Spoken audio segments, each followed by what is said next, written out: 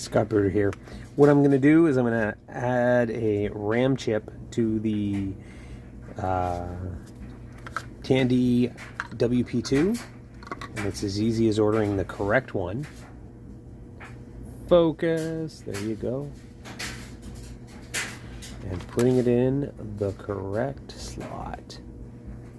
This is slot IS1. Make sure you get it lined up right. And all the pins are going to sit in place.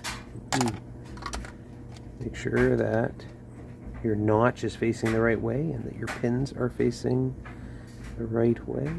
There we go. There we go. And there she be. Look at that.